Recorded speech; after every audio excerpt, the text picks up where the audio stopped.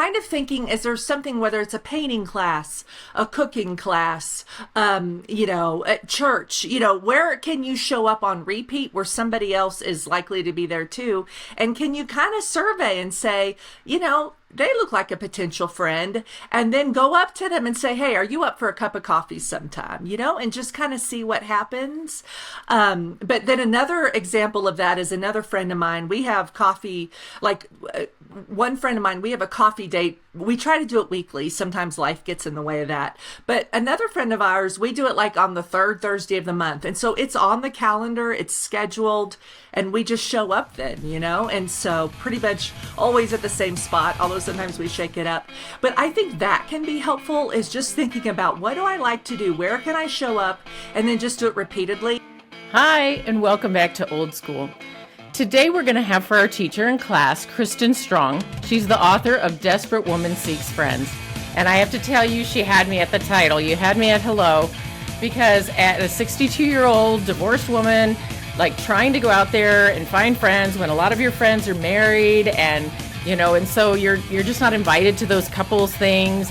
And just once you leave elementary school and college and places where you're kind of clumped together, so it's a little easier, this is just an awesome story for how she went through multiple moves in the military and so forth, and how she has developed kind of a great template, if you will, for how to, find new friends. So I am just really excited to have her here today, and I can't wait for you to get your hands on the book as well. So let's welcome to class, Kristen.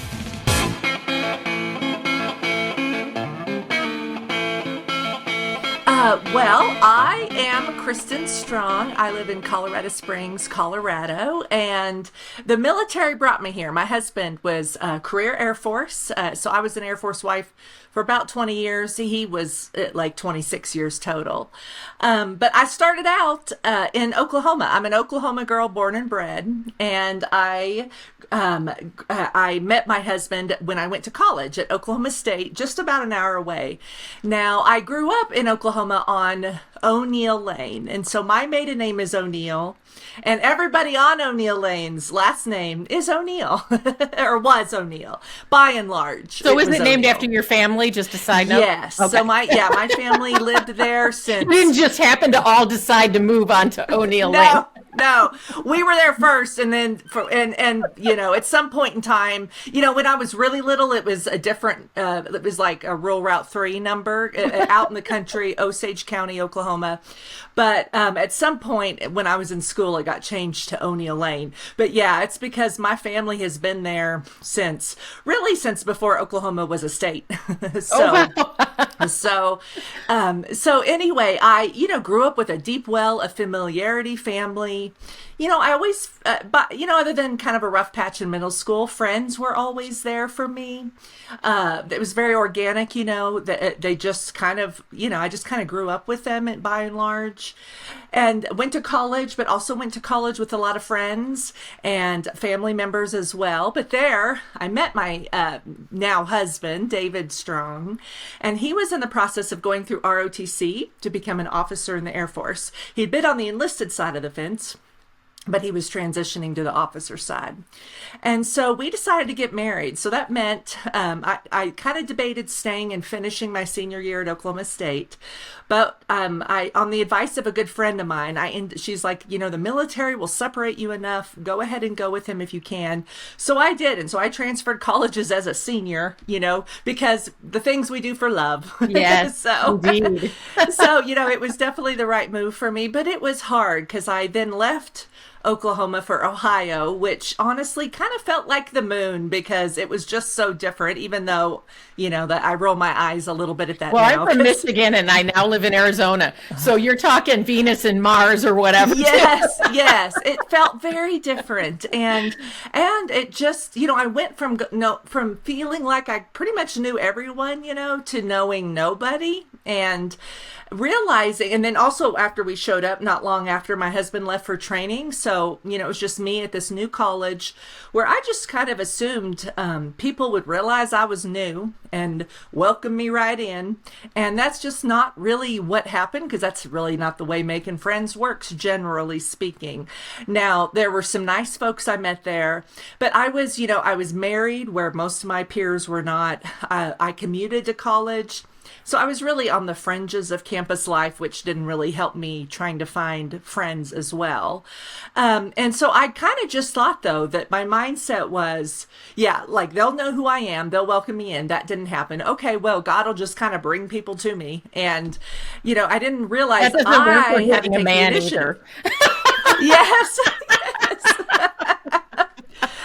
Like that isn't how it works. I had to put myself out there and meet people, but I'd never had to do that before. So I had to kind of learn how to do that, and just made a lot of mistakes along the way. So really, that is kind of, I think, why friendship has always been top of mind, because the Lord has just brought me so far in that, having this baptism by fire experience of having to make friends and doing it on repeat, which is what the military life is, contrasted with my growing up years where, again, not that I didn't make friends along the way, but it was just much easier and much quicker, when you're young, when you're in school, you're, tracking along with folks. And so anyway, I learned a lot about who I am and what I had to do to put my best foot forward in presenting myself, and just, exhibiting qualities that a good friend would exhibit. So not only how to be a good friend to others, but how to not sabotage my efforts in the process of making friends. Absolutely. When I was young, after my mom went through the divorce, my father was very abusive, and we moved multiple times. And it's so funny because since I've been an adult, I've wanted to take my daughter back to Michigan and show her where I grew up. And it's hilarious because when I go, I put on, now you got Google, I put it on a map. Every place we moved wasn't 10 minutes from the other. But back then you didn't have these play dates, or you didn't go out of your neighborhood. You stayed at the elementary school you were at there. And then, you made your friends in the neighborhood. And so I don't have, we moved. Then the last place we moved was just outside of Kalamazoo in Michigan. And then at 15, we moved to Arizona. And so I only had my last 2 years of high school at that high school. And so just the keeping of friends as you go along, especially during those times when you're kind of put in institutions where it's easy to make friends, easier, right? In school, there's a bunch of kids your age. In college, there's a bunch of kids your age. But, and when you come out, okay, maybe in your 20s, if you're a happy hour dancing, clubbing kind of gal or whatever, you got some other stuff going on. But as you get older, this is a harder journey. And I can't imagine that having to move and start all over. I mean, even if you have a template, it's a whole new batch of people. Right. Yeah. For sure. And I would say it was probably easier when my kids were young, because, you kind of show up at places for them where, Mom. the other kids bring a parent. Yes. So, so that was easier. But definitely, I feel like every decade, I just turned 51 this week. Every new decade I hit, it's definitely harder than the decade before. Okay. And I think it's like you said, we're all more scattered. And we're all in different life stages. Not that, and we should have friends who are in different life stages. I'm not saying, we should just be in the same spot in life. Certainly not.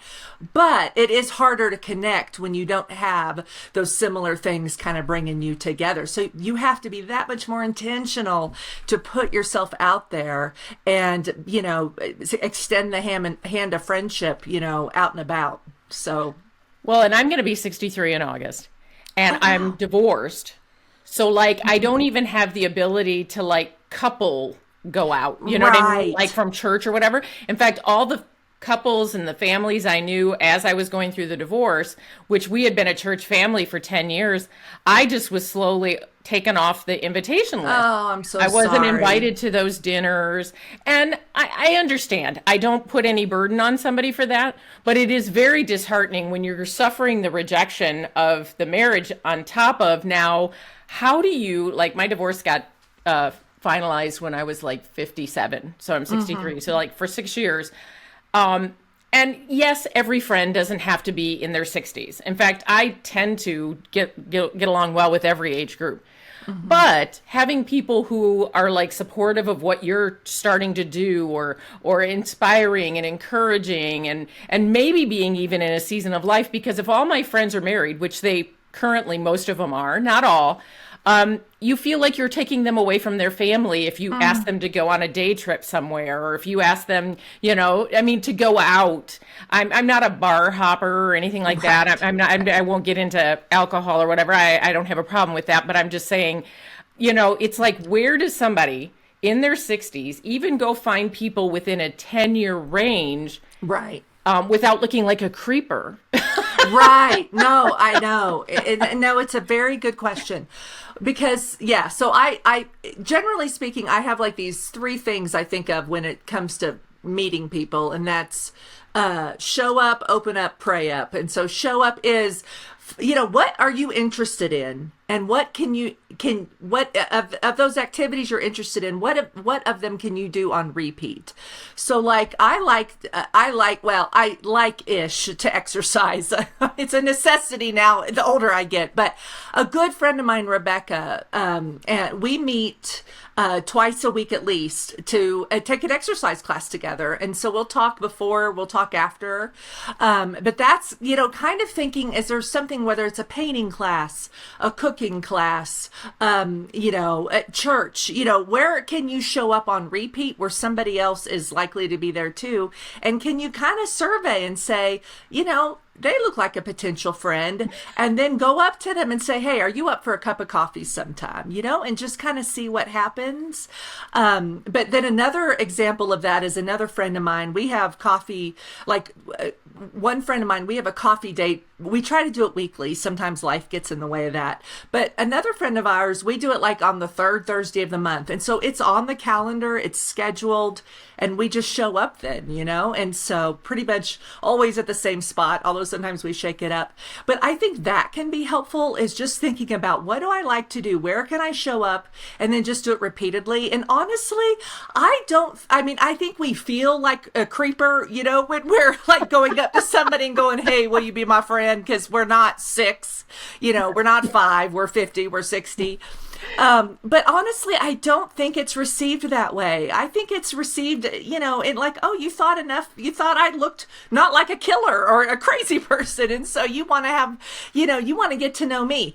And that, whether anything would take off from that or not, I really do believe a lot of that is in our heads, that we believe it comes across as off-putting when it just doesn't. Well, and I would think too, that, okay, we're not alone. Exactly. That those people are sitting over there. I'm not saying they're sitting over there with no friends, but right. Who doesn't like the idea of pursuit? So exactly. I find myself, talking to the Lord about friendship, relationships as a whole. Like, is there possibly a male who will actually mean it when he says that he loves me, that I might get for the rest of whatever life he has here for me? But also friendships. That kind of affection. Like, I can go days without hugging somebody, without being talking to an actual person, because I work from home and I'm an introverted extrovert. So going someplace that's very people-y is a lot for me. It might be a little easier to go up and just realize that person might be, like you said, it might touch their heart that somebody actually thought they were worth the pursuit. So I think that's a great idea. Yeah, and I've had that done for me, where people have done that to me, and I'm always up for. Now, sometimes I can't schedule something that week with you, but sometimes it's like next month, But like I always will say, I will by and large always say yes to a first get together, and then we'll just kind of see how the friendship chemistry if we goes, have a as connection, it were. right? Yes, right. Exactly. But now I will say that though, if I could talk to the gals that are the been around a while gals, which is what I am. We've lived in Colorado Springs now for almost 15 years, so I am no longer the new girl. So I am the been around a while girl. But a good friend of mine who did just move to town, we actually had lived together as neighbors in Albuquerque, and her husband is still active duty. They moved back here, and she says she asked 3 different people if they would be up for a coffee date. All 3 of them said no. And I thought, oh, Without that even is, knowing her?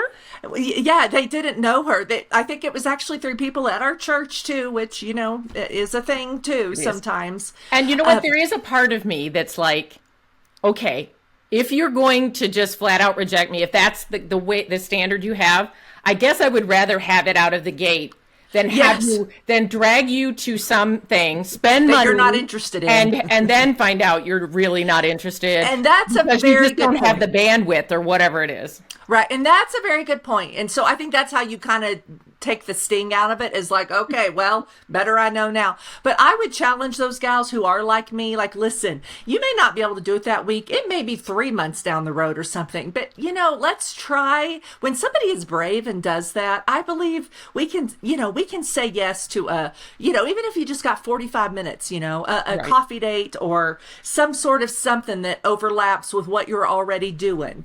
Maybe she would bring a coffee to you and watch your son play a sport together. Maybe that's how that works out. You can be creative with it, but golly, I think if somebody reaches out like that, just giving a yes, because you never know when the Lord's doing a new thing. Exactly. What if the Lord is bringing, like, if in recent years, he's asked me to do a lot. At 60, start a podcast. At 62, publish my first book. Now he's calling me to do some healing retreats. Well, if I say no to everybody and one of them is the answer he's got for me about how X, Y, or Z is going to go, Yes. what am I doing? And, Yes. and how bad can it really go? I mean, how Right. bad can a 45-minute cup of coffee really go? And Dr. Henry Cloud has a really interesting book, How to Get a Date Worth Keeping. And he talks about getting your numbers up. And he's like, at the very least, and I think you could apply this to friendships as you can to dates, is you go out and you discover what you aren't as a friend. And, Right. and maybe something you realize, ooh, I don't want that in a friend. Yes. It goes Isn't both that the ways. gift?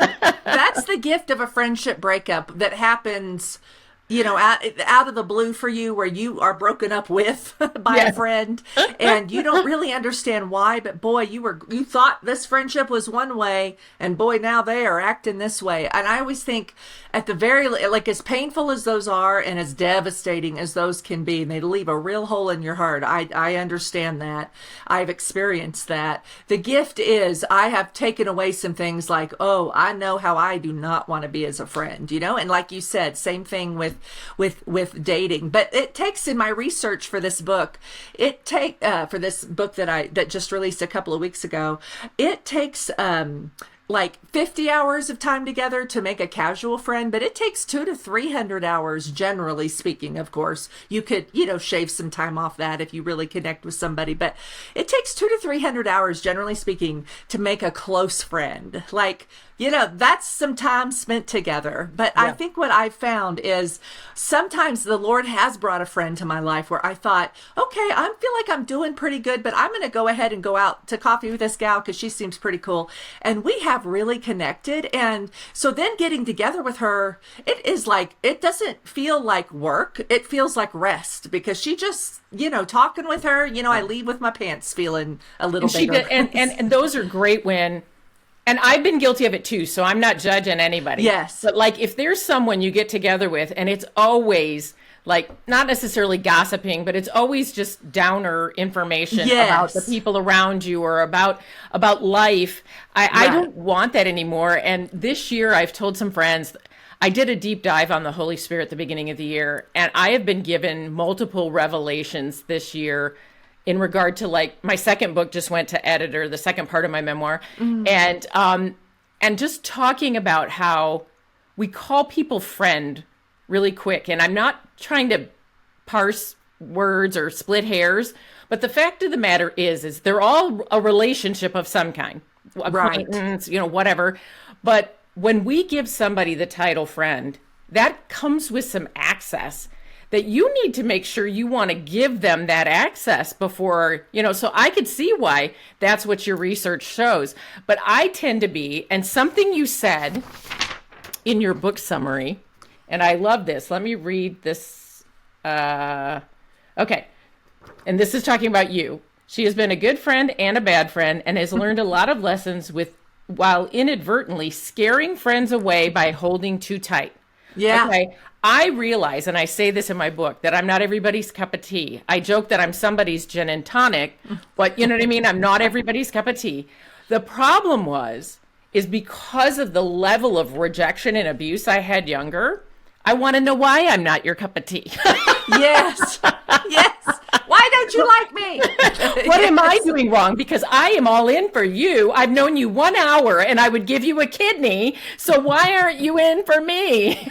I know. And let me just say, yeah, in this book, I tell on myself a lot. And just to go back a second with the previous, what we were talking about is I have also been the friend. Like I remember a friend of mine, a friend of mine who had another friend who was moving to Colorado Springs asked if I could get to, if she could make an introduction between us and we could get together. And so she made the introduction, just via online. And so, hey, yeah, let's get together. And then I never followed through on actually getting together with her. And she's already moved on elsewhere. So I am not, don't throw stones at glass houses, as they say. So I have not been, I don't have a perfect record in any sort of friendship subcategory.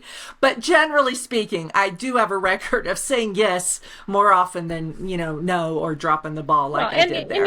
And I don't know that there could be a perfect record, if you will. Yes. You know what I mean? And there's grace for that. There's grace for that. There may even be a reason for the reason that didn't follow through. You know what I mean? Yeah, absolutely. I have in my prayer schedule for the week, Wednesdays is my Friends Day because that's when my small group meets. For church. I love that. And so that's the morning when I pray about the people in my life, whatever layer of relationship it is.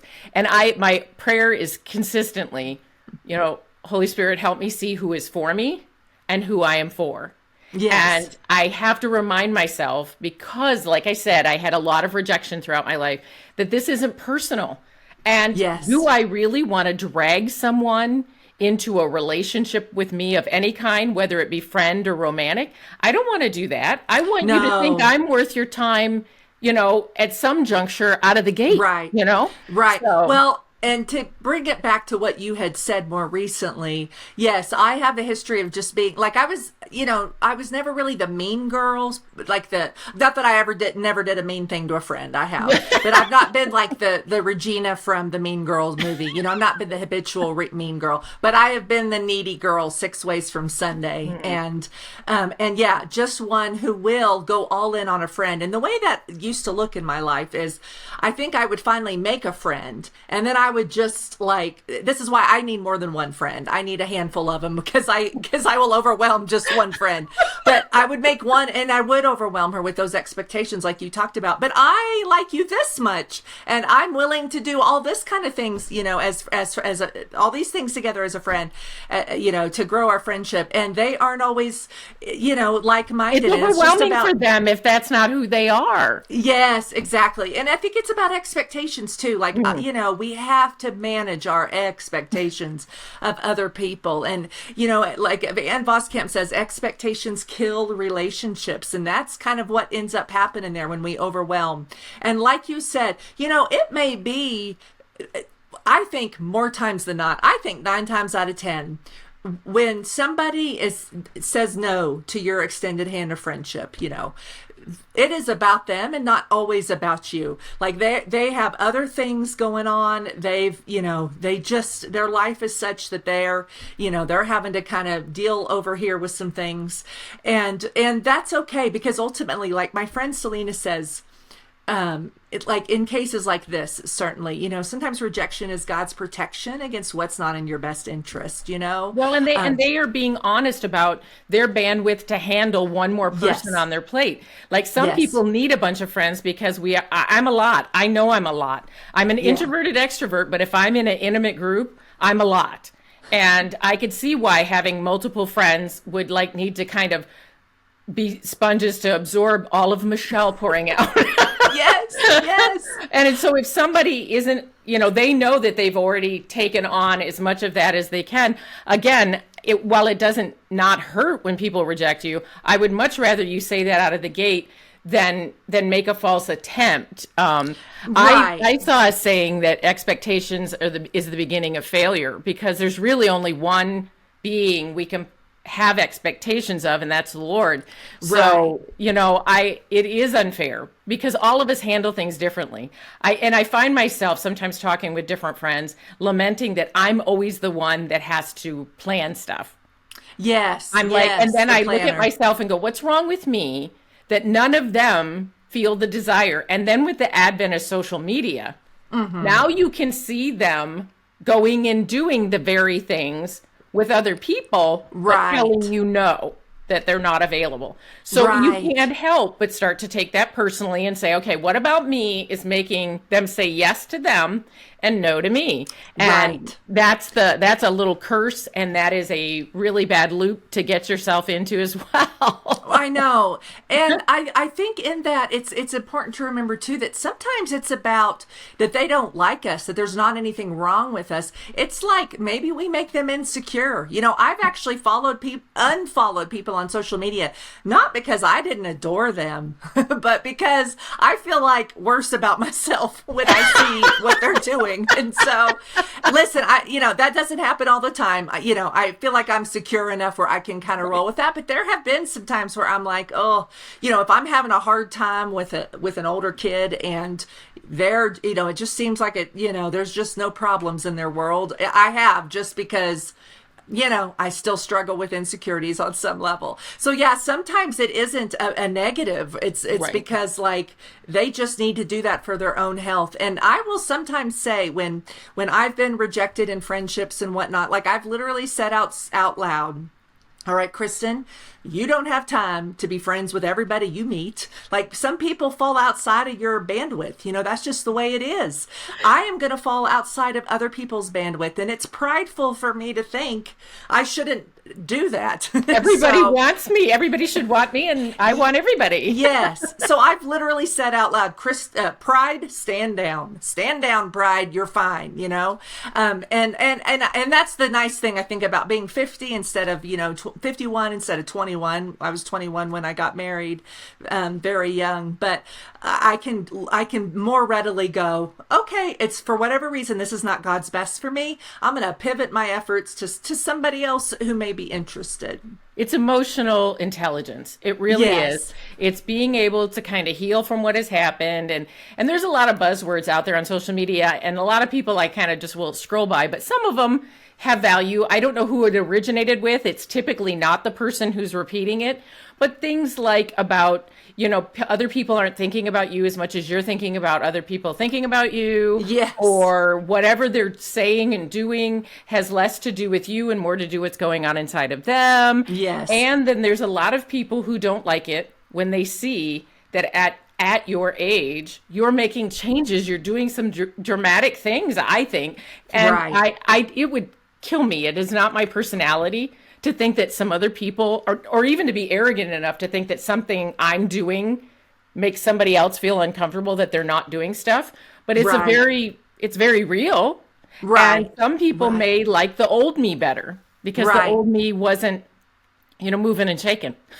Right. Yeah, and that's true. And yeah, and so there's that component as well. So, a lot it's just so many factors that go into it. I think it goes into like what we were saying at the very beginning. Why people really don't mind being pursued is because, it like generally like they're leaving feeling good that you cared enough or that you thought enough of them to do so. They're not thinking about all the ways you fell short or, what have you, or how the other person fell short. Like it's, we're generally just a little more, self-centered, I guess, than that. Well, So, and I think too, going after a relationship or trying to engage with other people.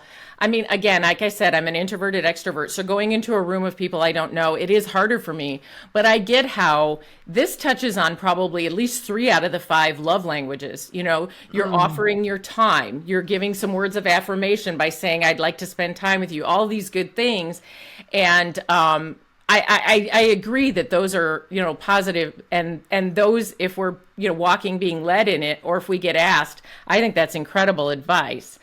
I would like to know, where, like, maybe your top three kind of takeaways about making friends. And I think it probably applies to all ages, but I get, we've already discussed how when you're in school or college, you kind of have a self-made group, but maybe like your top three takeaways on the book for those of us still seeking. Yeah, you bet. You bet. Well, I talked about the showing up. So, going places because we can't just hide out in our homes if we want to make friends. We got to get out in our neighborhoods and in our communities, churches, and like I said, at activities that you enjoy and just doing that on repeat. That's a big tip. And then I mentioned also opening up as well. And so that's your home. I've had a lot of people in my home through the years who have not become real good friends. But every good friend I have really has been in my home. So there's something about opening up your home that opens up your heart more to others as well. There's an extra layer of vulnerability because you're inviting people in. But people, again, they aren't coming to see your house. They're coming to see you. All they care about is, whether they're sitting down to a cold glass of water or, if they got to go to the bathroom later, they just need a clean place to sit. That is all they need. And so it doesn't, nobody wants a museum to walk into. Nobody can relax in a museum anyway. No concern there. No concern there, exactly. So, opening up your home and keeping it really simple. Like sometimes we just order Papa Murphy's pizza, which is like a take and bake, they prepare it and then you just take it home and bake it. And we'll serve that with some, with a salad. Online gal I love to follow, Macquillan Smith. She talks a lot about, like she'll make two things if she has friends over and have everybody else bring one thing. So then it's a big spread. So, like soup and bread. We've done that on Sundays after church before, invited folks over after church for just soup and bread. And it's like simple but easy. And again, people are not looking for some sort of, Martha Stewart experience. Yes. They're just honored that you asked them over, really. And so there's something about that really can kind of fast track that connection a little bit better as well. The third one certainly is praying up. Like I mentioned, showing up, opening up, and praying up, because Jesus did walked earth with friends, and he did it as a perfect human being, then we need to as well, and it's God's will for us to do as well. So when we pray to God for friends, we are partnering with Him in that process. We are saying, okay, Lord, if you will direct my attention to where a potential friend could be, I will walk forward in faith, and just in perseverance of participating in that process of finding friends, and not just sort of like, oh, they'll just come to me and I'll just know when they're there, like I did in my early 20s. No, I need to also put some skin in the game. Priscilla Shirer does this great story about how when, Peter and some of the disciples have been fishing and caught nothing. And Jesus is like, why don't you go out there again and, put the nets over here and see what happens? And Peter's like, well, I kind of know what I'm doing here, but okay. Now, what was interesting, though, is Peter did it. Jesus could have said, fish, get in the boat. Right. And the fish would have jumped in the boat, but that's not how it worked. He asked Peter to participate in the process. And so we have to do that as well. So and prayer is a great way to just link us to God so that we are communicating with Him about that. And so, another thing I would think of the 3 top tips for making friends, that's kind of probably my 3 top tips. But another thing to keep in mind is, another author I love who I wrote about in the book as well. His name's Drew Hunter, and he wrote a great book called Made for Friendship. And he talks about how we treat friendship like a cruise ship. We know a little bit about 1,000 people. And really, friendship should be a submarine. You just have a few friends you go deep with. And so that you can have 100 friends, like a legitimate 100 friends that maybe over the course of a year, you see all of them, but you don't feel like you are really getting filled up because you're not being vulnerable with them and going deep with them. And I get that that's scary. Like Brene Brown says, the hard thing about vulnerability is, you can't control the outcome. That's true. That is what I would hunger for more. In fact, I have felt led a little, compelled maybe. You know the movie The Forge? Yes. I have felt led to like a woman's version of that. And my Mm. retreats are going to be called Inside the Chrysalis. So Oh, I was thinking that calling them the Chrysalis, and I would love, and I don't care what their age is. Now, I'm old, so sometimes it feels like I might need a mummy or a seance if I want to find somebody to, kind of lead the way. But other people that are doing things that are wanting accountability partners and wanting support and inspiration and like you said, the going deep. And I feel like the Lord is leading me to maybe do something like that, which would go to the opening my home to a right. meal like one Thursday a month because everybody else does church on Monday, Sunday, Monday, Wednesday. Right, right. Very true. But anyway, yeah, absolutely. I crave deeper. I feel that maybe right now in my life that there's so many shallow ones, the 100 shallow ones, they aren't bad Yes. people. But I just don't feel like I'm connecting because I don't feel like there's a deeper there for me. Right. Yeah. And that's where the good stuff is in the deeper waters. And yeah. And I know, I think about when we lived in Hawaii before here, and I it was lived there always too in the interesting to 80s. me. What'd you say? I lived there too in the 80s. Oh, wow. Okay. Okay. Well, what I learned there that I wouldn't have known had I not lived there is, if we were out in the water and a big wave was coming, my inclination was to hop up above it, and that just gets you knocked over. What you have to do is sink low into it and just let it wash over you. And so, yeah, there because so in the depth, it's scary. That's what it felt for me the first couple of times, and for my kids who were little at the time. It was scary for them to just trust going deep, but it doesn't feel safe. But then that is where the safety actually is. And by and large, people may not understand what you're going through exactly. Like that may not be their experience, but they got something else that they're going through, Absolutely. that's of equal ick, as the kids say. I'm not saying that the people that are around me, although if I'm Oh, in I a know, I if know. I'm in a room of 100 people, probably 90 have walked some version of what I've been through. But Right, I mean, they don't need to be writing a book or starting a podcast. They need to be doing whatever the Lord's called them to do, or it could be right. that. But I want to be, what the Lord wants me to be for others and vice versa. And I just think that feels so much better than lamenting what's going on in the world right now and you Right. know what I mean? It feels like feeling too hard to find friends, and that can't be. There are 8 billion people on this planet. It doesn't have to be, I think, as hard as we make it. Right, I agree with you, because that is I mean, all we can do is what we can control. I can't. I have no control on whether we have tariffs or not right now. Right. So that's And that's so just above my pay complaining grade about any anyway. of it, like no matter what side you're on, no matter what Oh, you're yes, doing, complain to yes, me that's like absolutely, complaining about house cleaning. Now you've doubled your miserable time. Because you're yes. still going to have to clean your house at the end of your whining, and you just wasted whatever amount of time whining. Right. Right. But yes, exactly. So I have control on how, what, and again, like, especially, somebody in your circumstance who has, who, like you said, has faced the ultimate rejection, which I think is about the hardest rejection you can face. Things happen to you that absolutely affect your ability to thrive.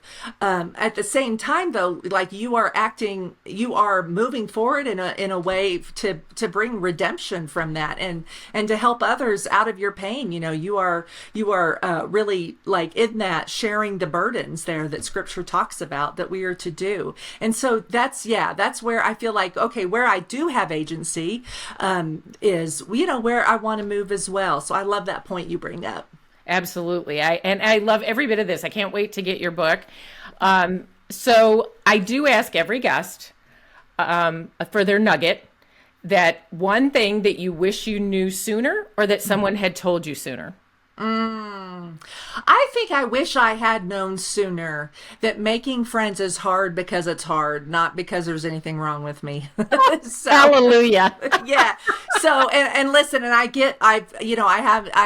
had to learn some stumbling blocks in that process. But even if I had all that nailed down, because right now at 50, I feel like I'm pretty confident in how to be a good friend. And I believe I am a good friend and I have good friends in my life. But having said that, it is still hard no matter where you are coming, to this part of life, with your own experiences and your own history, your own baggage. It is just hard because it's hard. And we are all going to be lonely at times. We all go through seasons of loneliness, but it is not the Lord's will for us to be lonely forever and ever. Amen. Forever and ever. Right. So, but the good news is we are never alone in our loneliness. God walks with us. And when friends do fail us, which we are all human, we are going to do that.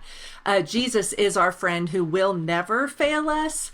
And he walks with us through every lonely season too. But really, making friends is hard. And I wish I'd known that sooner. But I know that also that, it is possible to find the friends you want and need. Absolutely, because his plan won't be thwarted. And he knows, Right. I laugh about this, including for dating. Like, he knows who could handle me. And what I could take. Like, I have a real thing. I have that condition where people can't chew with their mouth open, or like that sloppy chewing and stuff. Oh, my husband's that way too. Can you even imagine if like somebody kept it under control while we were dating and I end up married and then they decide to let go and I stand before a judge to get divorced because I'm ready to commit homicide on somebody who's chewing with their mouth Yes. open. Listen, yeah, they hid that. They kept that under wraps, and they shouldn't have. That's entrapment. That's right. You committed fraud, smoking a bait and switch. Yes, I know.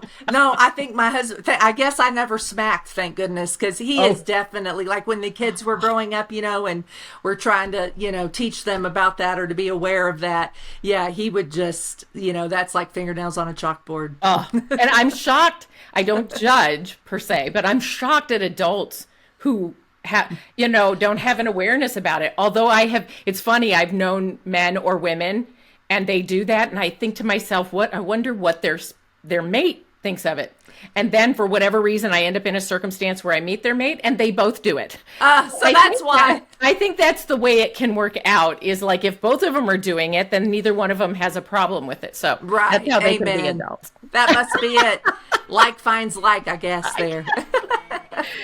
Well, you are a delight, and I can't wait to get the book. And I couldn't agree more with everything that you said and the things that I was able to like read through. I was just like immediately when they sent over the request for you to be a guest and I saw the title, I was like, I don't even care what she has to say. The title alone, you had me at hello, Oh, good. Oh, I'm so glad. Thank you so much, Michele. That's so sweet of you to say that.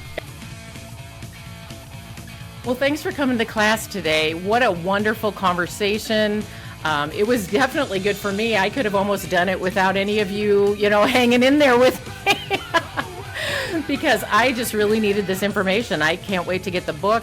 As always, if you do get a book of one of my guests, it's so awesome when we can go do reviews, because that's a author's lifeblood in order to get their story out into the world. So if you like what's going on here at Old School, we would love reviews, likes, subscribes, comments. If you want to connect with Kristen, all of her connection information will be in the show notes. So thank you for coming to class today, and class dismissed. This episode of Old School with Michele Vrabel is brought to you by Skin Beautiful AZ.